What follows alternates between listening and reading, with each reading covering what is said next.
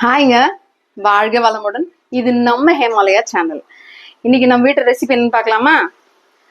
அவரைக்காய் வாழைக்காய் போட்டு இரு புளி குழம்பு வைக்க போறோங்க.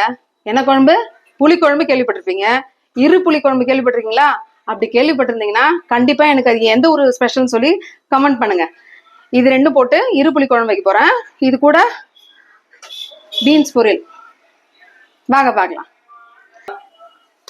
இந்த குழம்புக்கு தேவையான பொருள்லாம் பார்க்கலாங்க. இந்த பாருங்க, ஒரு வாழைக்காய் கட் பண்ணி வச்சிருக்கேன் நான். அவரைக்காய் ஒரு 1/4 கிலோ அவரைக்காய் எடுத்திருக்கேன். 1/4 கிலோ வந்து 300 கிராம் இருக்குன்னு வைங்களேன். இவன் சொன்னா கரெக்டா 1/4 கிலோ வாங்கிட மாட்டான், கொஞ்சம் ஏற்றி தான் வாங்கிடுவான். இதனால 300 கிராம் இருக்குன்னு வைங்க.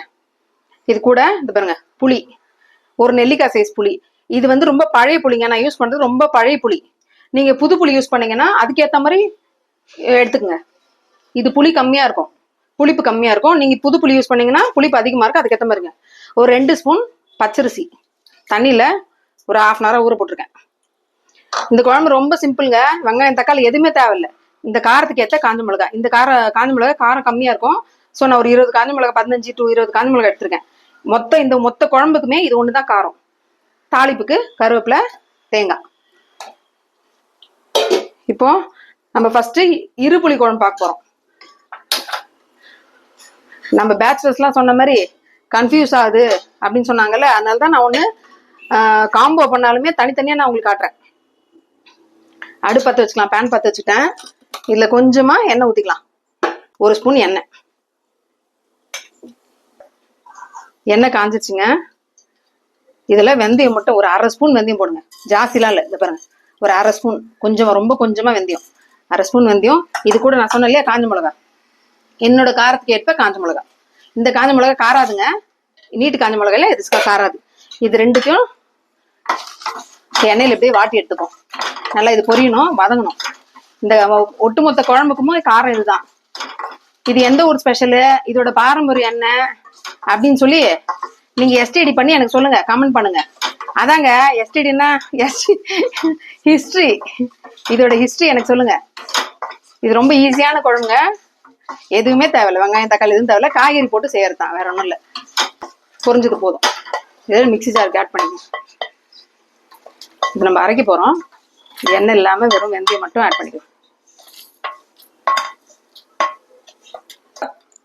இது பாருங்க, அதே பேன் வச்சிருக்கேன். நான் இந்த மாதிரி மிக்சி ஜார்ல போட்டு வச்சுட்டேன். இது ஆறட்டும். இது ஆறின பிறகு நம்ம அரைக்க போறோம். அதே பேன்ல நம்ம அவரைக்காய் வச்சிருந்தோம் இல்லையா,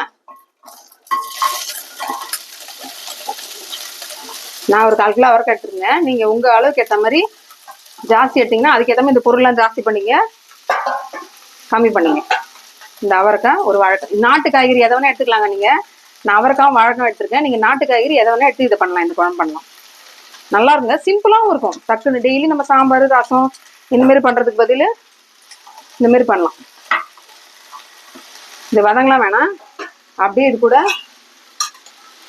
இது வேகிறதுக்கான தண்ணி ஊற்றிப்போம். அடுப்புலாம் வச்சுட்டு இது எந்த அளவுக்கு தண்ணி ஊற்றி வேகணுமோ அந்த அளவுக்கு தண்ணி ஊற்றிப்போம். இது கூட உப்பு, இந்த குழம்புக்கு ஏற்ற உப்பு, எவ்வளோ இந்த குழம்புக்கு உப்பு வேணுமோ அவ்வளோ உப்பு போட்டுக்கிட்டு, மஞ்சத்தூள், இந்த குழம்புக்கு எவ்வளோ மஞ்சத்தூள் தேவையோ அவ்வளோ போட்டு வேகட்டும். இது நல்லா வேகணுங்க. காய் நல்லா பசறையா வேகணும் குழம்புல. இது அப்படியே மூடி வச்சிருக்கோம். இது வேக டைம் எடுக்கும். இதுக்கு இடையில நான் அரைக்கணும்னு சொன்னேன் இல்லையா, இதை பாருங்க, நம்ம வறுத்து வச்சோம் இல்லையா காஞ்ச மிளகா, வெந்தயம், இது கூட பாருங்க பச்சரிசி 2 ஸ்பூன் ஊற வச்சிருக்கேன் நான். இது தண்ணி வடிகட்டிப்போம்.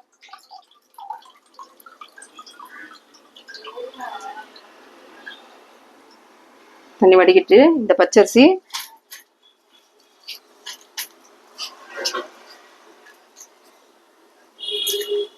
தேங்காய்,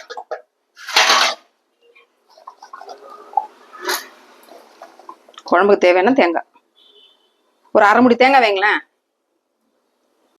இந்த தண்ணி ஊற்றி மைய அரைச்சிக்கணுங்க. மிக்சியில் ஒரு தண்ணி ஊற்றி மைய அரைச்சிக்கலாம். அரைச்சிட்ட பிறகு காட்டுறேன். சாரி கட்டு, சாரி நல்லா இருக்குங்களா? இதெல்லாம் நான் ஆஃபீஸ் போகும்போது கட்டிட்டு போன சாரி. ஒர்க் ஃப்ரம் ஹோம் எனக்கு கொடுத்ததுலேருந்து இந்த சாரிக்கெலாம் வேலையே கிடையாது. இப்போ தூசி தட்டி எடுத்து உங்களுக்கு கண்ணுக்கு முன்னாடி ப்ளசண்டா இருக்கணுன்றதுக்காக நான் கட்டிட்டு இருக்கேன். சாரி எப்படி இருக்குன்னு சொல்லுங்க. இப்ப பாப்போம். நம்ம காய் வேக வச்சு இல்லையா, வெந்துருச்சு. இப்ப இது கூட நம்ம அரைச்சி வச்சோம் இதை பாருங்க, அந்த மசாலா அரைச்சி வச்சோம் இல்லையா, இதை ஆட் பண்ணிப்போம். இது கூட மிக்ஸ் பண்ணிக்கங்க. காய் நல்லா வெந்துருச்சு. இப்போ நம்ம புளி வச்சோம்ல, ஒரு நெல்லிக்காய் சைஸ் புளி, இதை நல்லா மிக்ஸ் பண்ணிட்டு அதுக்கப்புறம் அந்த புளியும் கரைச்சி ஊற்றிக்கணும். புளி தண்ணி இது கூட ஊற்றிக்கணும். இது ஏன் இருப்புளி குழம்புன்னு சொல்றாங்கன்னு சொல்லி லாஸ்ட்ல சொல்றேன் நான். இதுல ஒரு புளி ஊத்திட்டோம் இல்லையா, இன்னொரு புளி என்ன புளின்னு நான் சொல்றேன்.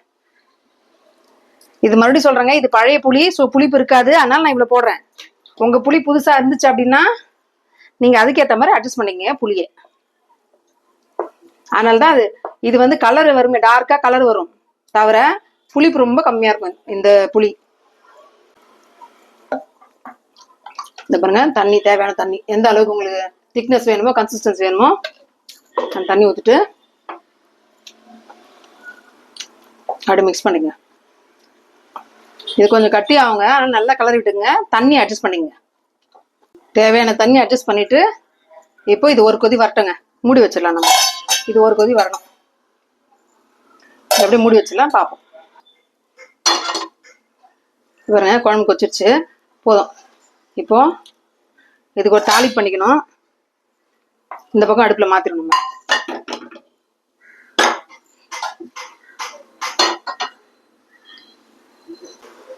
ஒரு ஸ்பூன் எண்ணெய் ஊற்றிருக்கேன்.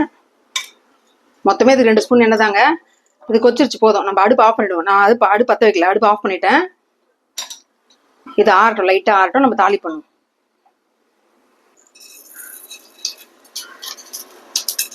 கடுகு உளுந்து, கொஞ்சமா ஜீரகம், கருவேப்பிலை.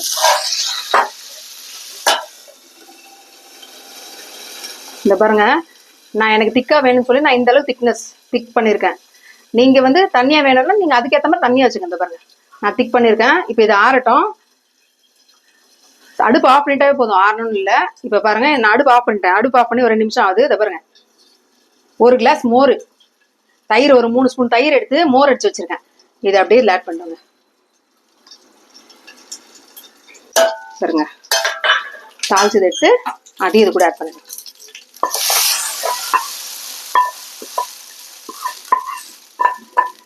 அவ்வளோதாங்க, நம்ம இருப்புளி குழம்பு ரெடி. ஓகேங்களா? அவ்வளோதான். இது நல்லா மிக்ஸ் பண்ணி விட்டுருங்க. அடுப்பு ஆஃப் பண்ணிட்டு தான் மோர் ஊற்றணும். தயிர் எல்லாம் ஊற்றக்கூடாது. தயிர் நீங்கள் நல்லா ஊற்றுறத, தயிர் நல்லா கடைஞ்சிட்டு பீட் பண்ணிட்டு அது கூட தண்ணி சேர்த்து நல்லா 1 கப்பு மோர். எந்த அளவுக்கு குழம்பு நீங்கள் வைக்கிறீங்களோ, நிறைய வச்சிங்கன்னா 2 கப் மோர், கம்மியாக வச்சிங்கன்னா 1/2 கப் மோர். இந்த திக்னஸ்க்கு நான் வச்சுருக்கேன். உங்களுக்கு இன்னும் தண்ணியாக பிடிக்கும் அப்படின்னா நீங்கள் அதுக்கேற்ற மாதிரி வச்சுங்க. ஓகேங்களா? அவ்வளோதாங்க, ஆயிடுச்சு. இப்போ பீன்ஸ் பொரியல் பார்க்கலாமா? இந்த மூடி வச்சிருவோம். பீன்ஸ் பொரியல் பார்க்கலாம். இப்போ சிம்பிளா ஒரு பீன்ஸ் பொரியல் பார்க்கலாங்க. பேன் வச்சிருக்கேன். அந்த பீன்ஸ் பொரியல் தேவையான எண்ணெய் ஊற்றிப்போம். நம்ம 2 ஸ்பூன் எண்ணெய் ஊற்றிருக்கேன். எண்ணெய் காயட்டும். பீன்ஸுக்கு எண்ணெய் காயுதுங்க. இப்போ அதுக்கு என்னென்ன பொருள் தேவை அரைக்கிறதுக்கு நான் சொல்றேன். வேர்க்கடலை, இதை பாருங்க, நல்லா ஒரு 3 ஸ்பூன் ஃபுல்லா வேர்க்கடலை எடுத்து வறுத்து வச்சிருக்கேன். கருவேப்பிலை தாளிக்கிறதுக்கு, தேங்காய், ஜீரகம் 1/2 ஸ்பூன் ஜீரகம், 1/2 பூண்டு, ஒரு முழு பூண்டுல 1/2 பூண்டு வச்சிருக்கேன் நான். இந்த பீன்ஸ்க்கு ஏற்ற காரம் நான் 1/2 ஸ்பூன் வெறும் மிளகாத்தூள் வச்சிருக்கேன். நீங்க உங்க காரத்துக்கு ஏற்ற மாதிரி 1 ஸ்பூன் இல்ல 1/4 ஸ்பூன் எப்படியும் அட்ஜஸ்ட் பண்ணி. இதாங்க காரம் பீன்ஸ்க்கு. இது கூட 1 ஸ்பூன் தனியா. இதெல்லாம் நம்ம இந்த பொருள்லாம் அரைச்சிக்க போறோம். எண்ணெய் காஞ்சிருச்சு. இப்ப தாளிச்சு இந்த பொருள்லாம் நம்ம அரைச்சிப்போம்.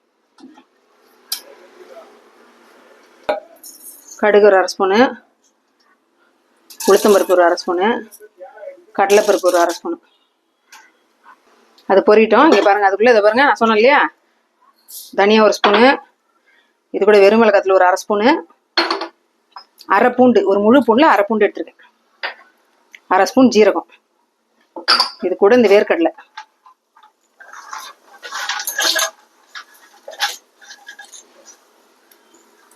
தேங்காய் ஒரு 1/4 மூடி தேங்காய் வச்சுங்களேன். நான் 1/2 முடிக்கு கொஞ்சம் கம்மியாக எடுத்துருக்கேன் தேங்காய். இது எல்லாத்தையும் குறை அரைச்சி வச்சுப்போம். கடலைப்பருப்பு உளுத்தம்பருப்பு பொரிஞ்ச உடனே கருவேப்பிலை போட்டுருவோங்க.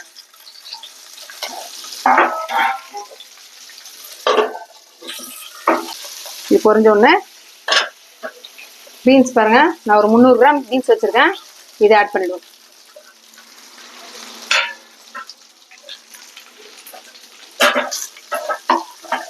இது வதங்கட்டும். இந்த பாருங்க, நான் சொன்னேன் இல்லையா, நான் அரைச்சனே பீன்ஸுக்கு தேவையான பொருள்லாம் இந்த பாருங்க, இந்த மாதிரி குறை அரைச்சி வச்சுங்க. எதுவும் காஞ்ச மிளகாலாம் போட்டு தாளிக்கலைங்க. இந்த காரம், இந்த வெறும் மிளகாத்துல நான் 1/2 ஸ்பூன் போட்டிருக்கேன். இதுதான் காரம். இதுல தனியா 1 ஸ்பூனு, வெறும் மிளகாத்துல 1/2 ஸ்பூன், அவ்வளவுதாங்க. இதை வச்சுப்போம். இப்போ இதுல தேவையான உப்பு.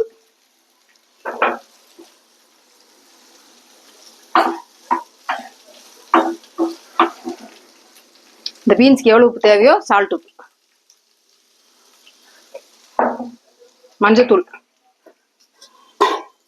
கொஞ்சமா மஞ்சத்தூள். 2 வதக்கிட்டு, இந்த பீன்ஸ் வந்து தண்ணி நம்ம நிறைய ஊற்றக்கூடாது. இது அப்படியே விட்டாலும் வேகாது. ஸோ என்ன பண்ணோம், இது ஃபுல்லா கலரிட்டு இதுல சும்மா ஒரு 2 கை தண்ணி தெளிச்சு விட்டுடலாம். பாருங்க, இப்படி லைட்டா தெளிச்சு விட்டுருங்க. தெளிச்சுட்டு அவன் இதை கலரி மூடி வச்சிருவோம். இது வேகட்டும். இது நல்லா வேகணுங்க, நல்லோட பஞ்சு மாதிரி வேகணும். இது வெந்த உடனே நம்ம பார்ப்போம். இந்த பாருங்க, மூடி வச்சிருக்கோம், வேகட்டும். வாங்க, ஒரு 10 நிமிஷம் அப்படியே விட்டுட்டேன் நான். இதை பாருங்க, பீன்ஸ் வெந்துருச்சுங்க. தெரியுதுங்களா, வெந்துச்சு. இந்த அளவுக்கு வெந்த பிறகு நம்ம அரைச்சி வச்சோம் இல்லையா பீன்ஸுக்கு, இந்த பொடி இதில் ஆட் பண்ணிடணுங்க.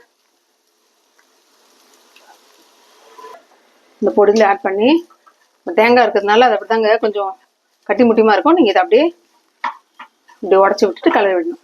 இது கொண்டா நம்ம வெறும் மிளகாத்துல போட்டிருக்கோம் இல்லையா, இது கொண்டா அடுப்பு இருக்கட்டும். இது கொண்டா அடுப்பில் வந்துச்சுன்னா அருமையாயிடும். நல்லா கலரி விட்டுட்டு, இந்த பாருங்க, நல்லா கட்டி முட்டி இல்லாமல் நல்லா உடச்சி விட்டணும். தேங்காய் போட்டிருக்கோம் இல்லையா, கொஞ்சம் அந்த மசாலா வந்து கட்டி முட்டியாக தான் இருக்கும். நீங்கள் உடச்சி விட்டுட்டு மறுபடியும் வேக வச்சுன்னா, இது அடுத்து ஒரு 5 நிமிஷம் அடுப்புலேயே இருக்கணும். வேக வச்சுன்னா அருமையான பீன்ஸ் பொருள் ரெடி ஆகிடும். ஓகேங்களா. இது இன்னும் ஒரு 5 நிமிஷம், ஒரு 95% வெந்திருக்கு பீன்ஸ். இன்னும் ஒரு 5% வேகட்டும். இந்த மசாலாவோட பச்சை வாசனை போகிறதுக்கு இன்னும் ஒரு 5 நிமிஷம் இப்படியே மூடி விட்டுரும். அடுப்பு சிம்ல தாங்க இருக்கணும், மூடி இருக்கட்டும். பார்ப்போம்.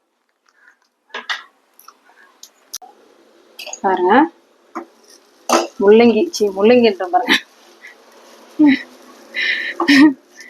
பீன்ஸ் பொரியல், அருமையான காரசாரமான பீன்ஸ் பொரியல் ரெடிங்க. அடுப்பு ஆஃப் பண்ணிடல. வந்துருச்சுங்க பீன்ஸ், அருமையா வந்துருச்சு. இதை பாருங்க, பார்க்கவே அள்ளுது பீன்ஸ் பொரியல். நல்லா இருக்குங்களா. அடுப்பு ஆஃப் பண்ணிடுவோம். அவ்வளவுதான், ரெடி ஆயிடுச்சுங்க. இன்னைக்கு நம்ம வீட்டு சமையல் காரசாரமான பீன்ஸ் பொரியல். இந்த பாருங்க, என்ன குழம்பு, 2 புளி குழம்பு. நான் சொன்னேன்ல, ஒரு புளி அப்ப ஊத்துறேன், இன்னொரு புளி லாஸ்ட்ல ஊத்துவேன்னு. அந்த மோர் ஊத்துனல, அதான் இன்னொரு புளிப்பு. இந்த 2 புளிப்பும் அருமையா இருக்குங்க. இதை பாருங்க, நான் இந்த கன்சிஸ்டன்சில குழம்பு வச்சிருக்கேன்.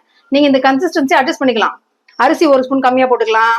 நீங்க எனக்கு இந்த அளவுக்கு திக்னஸ் வேணும், ஸோ நான் இப்படி வச்சிருக்கேன். அவ்வளவுதான், வேற ஒண்ணுங்க. ரெடி ஆயிடுச்சு 2 புளி குழம்பு. கண்டிப்பா இதை ட்ரை பண்ணி பாருங்க. வித்தியாசமான ருசியோட அருமையா இருக்கும். உங்க எல்லாருக்குமே நீங்க எனக்கு காட்டுற அன்புக்கு கோடான கோடி நன்றிங்க.